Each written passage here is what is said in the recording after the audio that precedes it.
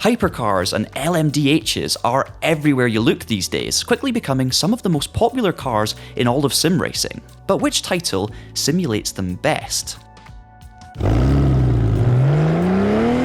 For years we've been drowning in an abundance of GT3s, but every month, more racing titles are adding these new top-tier endurance machines to their rosters. Aside from the likes of LMU, Automobilista 2 and iRacing with their established lineups, RaceRoom has now announced its first LMDh, the BMW M Hybrid V8. The upcoming Project Motor Racing also features the Lamborghini SC63 as its cover star, and the likes of Endurance Motorsport series will only add to this growing list of titles to feature these modern prototypes.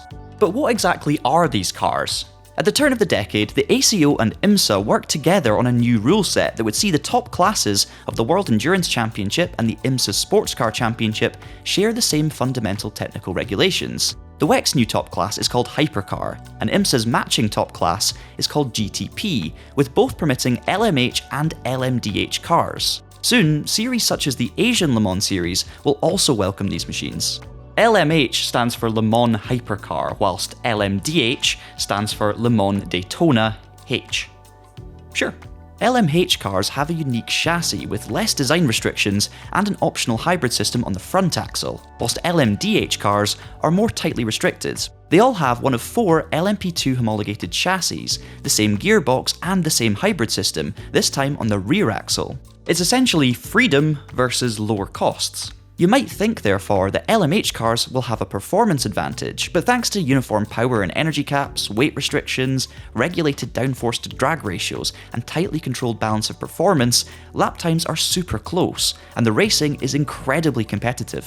And this makes it not only a golden era for sports cars, but an ideal platform for enjoyable sim racing. From now on in the video, if I refer to hypercars, I'm referring to both LMHs and LMDHs, just to keep things simple. When searching for the best hypercars in sim racing, there are many objective measures like how many cars are included, are the hybrid and electronic systems implemented realistically, can you simulate WEC and IMSA races? But there are of course also those subjective things to consider too, like how do the cars actually feel to drive? Immediately, we must eliminate the super popular Assetto Corsa franchise, because although countless unofficial hypercar mods exist for the original title, both Competizione and Evo don't feature any at the time of making this video. I do also want to give a shout out to Real Racing 3, because although it's a mobile racing game, it does have an impressive list of officially licensed vehicles. It's got 5 LMDHs and 3 LMHs. Then we have Hot Lap Racing, an indie title available on both PC and the original Nintendo Switch. It contains the Peugeot 9X8 hypercar, but this is an arcade-style racer, so not much to write home about here. I do commend its quirky battery-powered launch, even though this LMH uses its internal combustion engine to pull away in reality. Still, a fun nod to the LMDh cars that we'll discuss later on. Indie arcade racers aside, what about the current-gen console heavy hitters? Forza Motorsport for Xbox and PC has a pretty good range of LMDh cars. You have the cover star, the Cadillac V-Series R, you have the BMW M Hybrid V8, we also have the Lamborghini SC63 and the Porsche Penske 963 as well. But once you actually start driving them, you quickly realise how much they've been simplified. There is no working hybrid system, it literally just feels like a big LMP2 with a bit more downforce, more weight and a bit more oomph, which to be fair is technically not that untrue. Still, there are 4 cars to choose from, and at least these cars do sometimes feature in featured multiplayer races. So, what about Gran Turismo 7? Just one hypercar at the moment, the lesser spotted Toyota GR010. We wonder if Polyphony Digital are holding out for a Gran Turismo 8 before including more of these machines. To its credit, this was actually the first example of a hypercar appearing in a racing game, all the way back in early 2022. There were far less eyes on hypercars at that time. The boom didn't come until the following year, so its inaccurately represented hybrid system, or MGU for short, was therefore less obviously egregious. The car actually handles well and feels good to drive, understandably understeery and cumbersome relative to its LMP1 relatives, but you do feel the acceleration change when the MGU kicks in or drops out. In reality, the hybrid system shouldn't give these cars a performance boost. It works in balance with the ICE, or internal combustion engine, to make the cars more fuel efficient. So whilst GT7 was the first, it certainly isn't the best. The second was rFactor 2, and whilst gaming industry giants Gran Turismo went for car industry giant Toyota, this PC-only hardcore simulation went for underfunded backmarker Vanwall. And unsurprisingly, this Vanwall Van der Velde 680 feels great to drive, as you would probably expect if you've played rFactor 2 before. And when I say great, I don't mean great as in tons of grip, tons of aero, easy to drive. I mean authentically challenging. It feels... Whoa, see, you can see there, on cold tyres, a lock-up, straight away I'm losing the rear. It's a bit of a beast to handle, but it gives me so much feedback through the steering wheel. And once you get the tyres up and running, it can be really, really rewarding. Obviously, I don't know what it's actually like to drive a hypercar, but I have driven plenty of high downforce cars in real life, and this is what I would expect a hypercar like this to sort of feel like. This car just wails through the air. Lap times are close to reality as well. You get those dashboard lights, the purple lights when I'm losing traction, white lights when I'm locking up. That's all realistic too. And it just feels a bit clumsy at low and medium speeds. You've also got all of those onboard electronics that you would expect to be able to adjust. You've got standard traction control, you've got slip angles, you've got power cuts, all the advanced stuff. But this was one of the few hypercars that didn't actually feature a hybrid system. It's just a naturally aspirated 4.5 litre V8 engine. So even though this game has all sorts of settings for adjustable regen and fuel mapping and all of the sort of stuff that you would expect from a hybrid system, this was actually the only LMDh or LMH car that ever appeared in rFactor 2. Studio 397 would of course have to implement those systems for the next game they were working on, but more on that a bit later on. I've just lost it again. From a 12-year-old sim to one still in early access, Rennsport has two LMDh cars on its roster, the BMW and the Porsche. But with no AI racing at this early stage, you can either hot lap them or wait for a hypercar lobby to come around and hope that it fills up. Having said that, joint developers Competition Company and Teon deserve credit for these cars' technological intricacies, laying the groundwork for the category in future. LMDh cars don't have a traditional starter motor. They get off the line using only the MGU, meaning they are fully electric before the ICE kicks in at around about the pit lane speed limit. This is why you get that now famous transition from electric to combustion power when these cars leave their pit boxes. Good to disconnect. Go ahead, set it. And Rennsport actually simulates this. Let me just show you. So we'll select first gear, turn on the ignition, and then if we accelerate away, there it is, electric to combustion start. And now if I go and turn off auto clutch, and then do exactly the same thing, but with the clutch in, so accelerating away in first gear with the ignition on, you can see at the bottom of the steering wheel it says bump start available. So now, whenever I dump the clutch, the engine kicks in. I don't have to dump the clutch, of course. I could just drive around only on the battery. And whilst this is pretty fun, I will eventually run out of juice. So I'm just running out of battery now. In real life, that would be race over. I wouldn't be able to get the car started because there is no starter motor on an LMDh car by regulation. However, in Rennsport, you can actually still start the car via the ICE only, so not quite fully realistic, but pretty good implementation.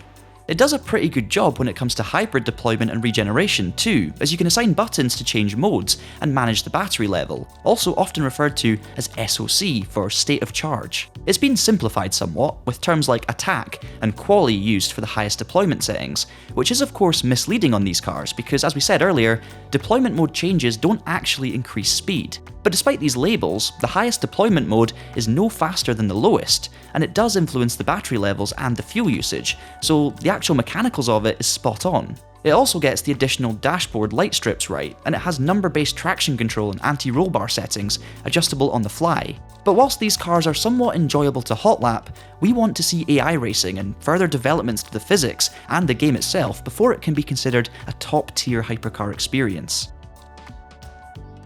Whether you're just starting out your sim racing journey or you're a seasoned pro looking to upgrade your cockpit, Next Level Racing likely has a product that suits you. It has a wealth of options from premium aluminium profile rigs to portable wheel and monitor stands. If all of this interests you, then do make sure you check out its website via the affiliate link in the description below. Doing so also helps support this Traction channel. Oh, and also, by using that link, you get a 5% discount if you go on to purchase anything from Next Level Racing. So really, it's a win-win. How about taking the good bits of Rennsport but adding in more cars and more tracks, and also the ability to actually have a proper race whenever you want to?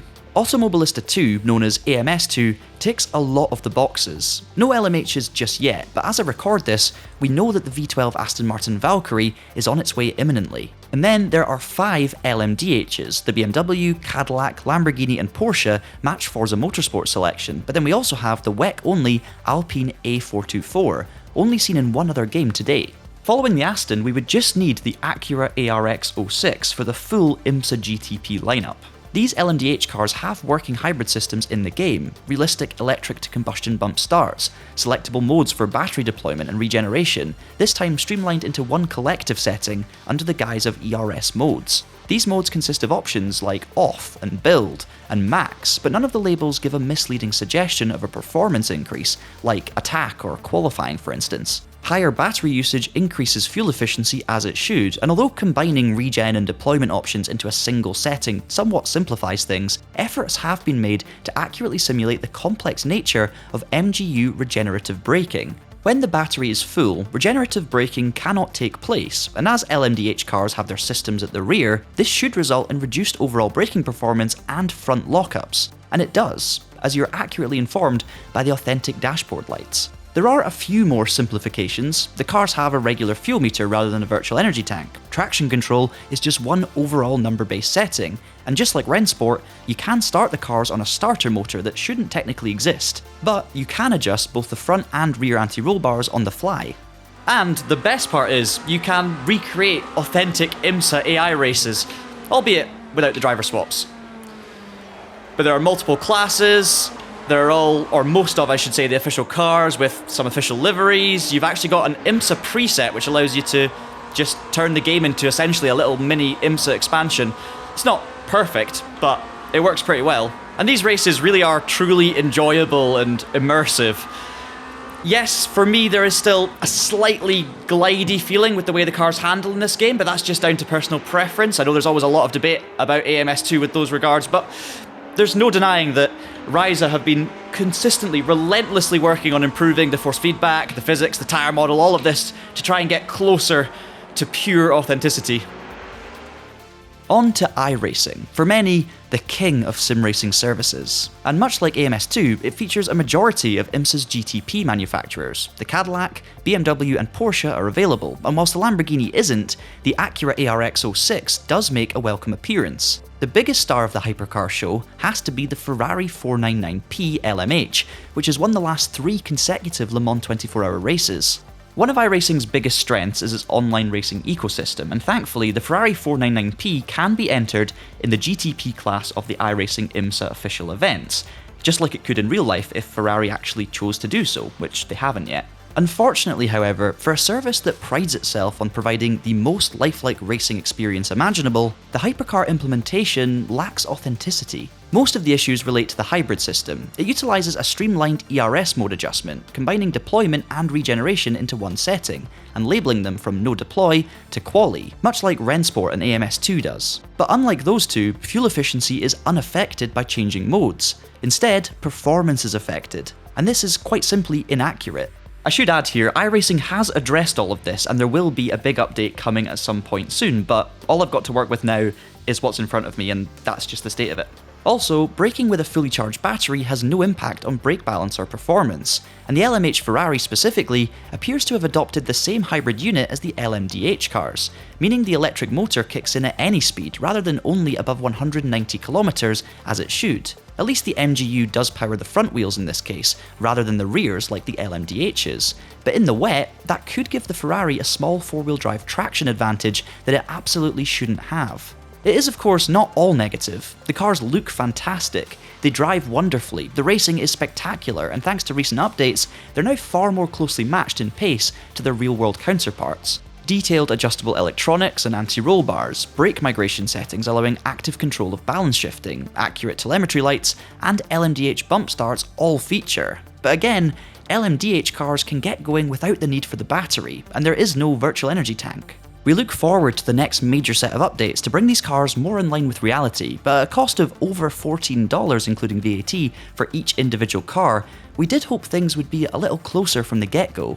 It may seem harsh, because the reality is, you're still going to love racing these cars. They are hugely rewarding to get lap time from, and the subjective stuff is up there with the best. But in an objective sense, these are far from the most authentic hypercars in sim racing.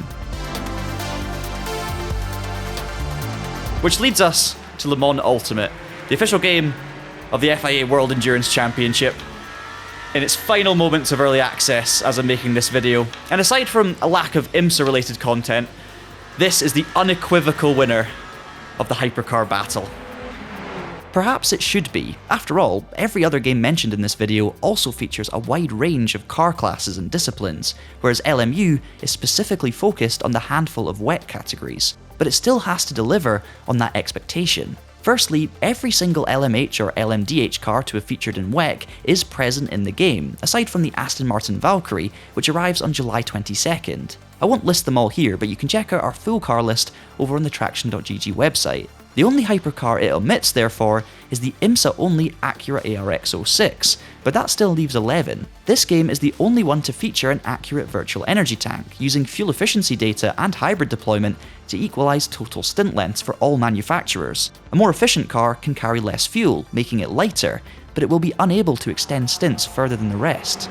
The adjustable electronics from the traction control, the power cut and slip angle, front and rear anti-roll bars, brake bias and brake migration, motor maps, regen levels, I'm catching traffic. You've even got a target fuel level which will bring up lights on the dash to tell you when to lift and coast to save a specific amount of fuel. All of these things contribute to an insane array of tools at the driver's disposal during any session. It's honestly overwhelming. This is exactly why the pro drivers are actually paid the big bucks.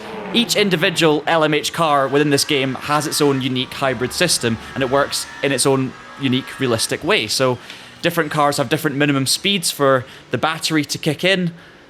They all have different deployment and regen rates and different battery settings. And then with the LMDh cars, they all do that accurate MGU to ICE bump start sequence, and when you actually run out of battery, you cannot start the cars on the ICE because they don't have a starter motor, so that's realistically simulated.